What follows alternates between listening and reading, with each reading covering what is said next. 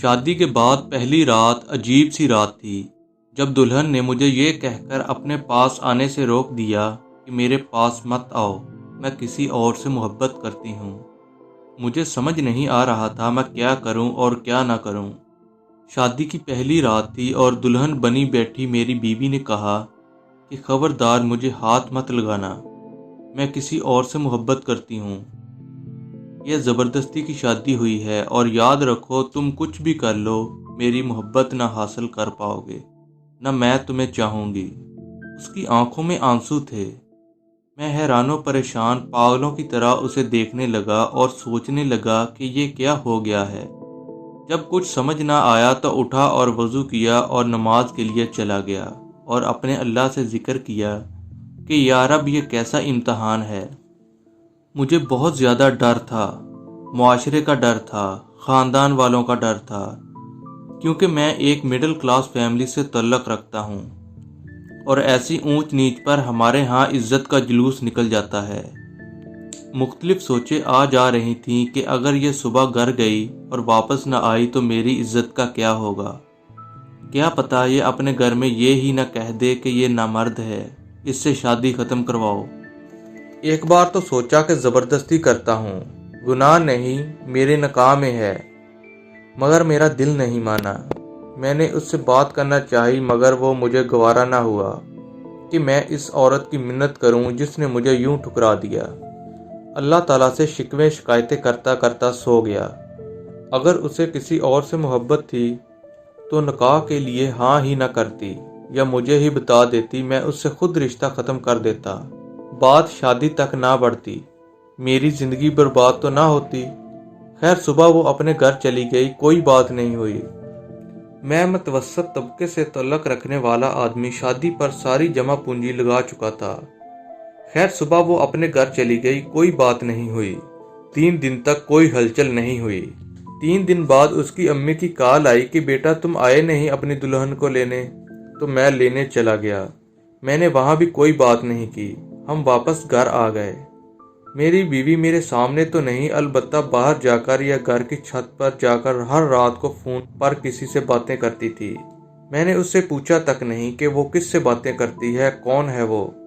بس ایک بار پوچھا تھا کہ اسے طلاق چاہیے، اس نے کہا نہیں۔ اس کا فون پر جو عشق تھا اس کا مجھے کوئی مطلب نہیں تھا۔ 5 ماہ ایسے ہی گزر گئے۔ میں کام سے تھکا ہارا رات میں گھر آتا، کھانا باہر سے کھا آتا، اور جب بھی گھر آتا وہ فون پر ہی باتیں کر رہی ہوتی۔ ایک دن اس نے پوچھا ایک بات پوچھوں؟ میں نے کہا ہاں پوچھ لو۔ اس نے کہا کیا آپ کو مجھے دیکھ کر طلب نہیں ہوتی؟ میں نے کہا شادی سے پہلے بھی تو کنٹرول ہی تھا، اب تمہیں کیا لگتا ہے کہ اب بھی نہیں ہو سکے گا؟ مگر اس رات بات کچھ اور تھی۔ میں سویا ہوا تھا کہ میرے موبائل کی گھنٹی بجی۔ فون میرے دوست کا تھا۔ اس نے مجھ سے کہا کہ تمہاری بیوی کسی اور مرد کے ساتھ فلانے ہوٹل میں بیٹھی ہے۔ مجھے پہلے تو یقین نہ آیا، لیکن جب اپنی بیوی کو گھر نہ پایا تو بے حد غصہ آیا، اتنا کہ مجھے اپنا دماغ پھٹتا ہوا محسوس ہوا۔ میں نے اس کی عزت رکھی، کسی اور کو کچھ نہ بتایا، پر اس نے میری عزت نہ رکھی۔ میں ہوٹل کی طرف چل دیا، خود کو پرسکون رکھا۔ وہاں اس کو کسی غیر مرد کے ساتھ بیٹھا دیکھا تو آواز دی اور کہا چلو گھر چلو۔ وہ چپ چاپ گھر آ گئی۔ گھر لا کر اس سے میں نے انتہائی زوردار تھپڑ مارا کہ میری انگلیاں اس کے منہ پر چبھ سی گئیں، اور اس کو بولا اب تم اپنے گھر دفع ہو جاؤ، آج سے میری طرف سے آزاد ہو، جب تمہیں طلاق چاہیے تو کہہ دینا، مگر میرے ساتھ میرے گھر میں تم ہرگز نہیں رہ سکتی۔ وہ عورت یعنی میری بیوی آج بھی اپنے میکے گھر میں ہے، طلاق نہیں مانگی اس نے، اور ہاں جس کے عشق میں وہ پاگل تھی اس نے اس کو اپنایا ہی نہیں اور اپنا مطلب نکال کر بھاگ گیا۔ ایک دن روتے ہوئے اس کی کال آئی تھی کہ مجھے اپنے نام سے محروم نہ کرنا، بھلے ہی مجھے اپنے پاس جگہ نہ دو لیکن طلاق مت دینا، بس ایک آخری خواہش پوری کر دو۔ میں نے اس کی خواہش کا احترام کیا اور اس کو طلاق نہیں دی۔ اس کے بعد مجھے 3 سے 4 سال لگے خود کو نارمل انسان بننے میں۔ پھر سوچا کہ ہر عورت ایک جیسی نہیں ہوتی۔ آخر میں نے دوسری عورت سے شادی کر لی۔ اب الحمدللہ میرے 3 بچے ہیں۔ میری یہ دوسری والی بیوی نہایت ہی نیک نکلی، پتہ نہیں وہ 2-3 سال جو میں نے حوصلے سے گزارے اس کی وجہ سے اللہ نے انعام کی صورت میں دیا کہ میں اب تھوڑی سی بھی ہمدردی کو بہت بڑی بات سمجھنے لگا تھا۔ میں ذرا سا بھی پریشان ہو جاؤں تو میری بیوی کی نیندیں اڑ جاتی ہیں۔ اس کو مجھ سے عشق کی حد تک پیار ہے اور بے انتہا عشق۔ میں ذرا کام سے دیر سے آؤں یا کچھ میسج نہ کروں تو پریشان ہو جاتی ہے، سائے کی طرح آگے پیچھے رہتی ہے۔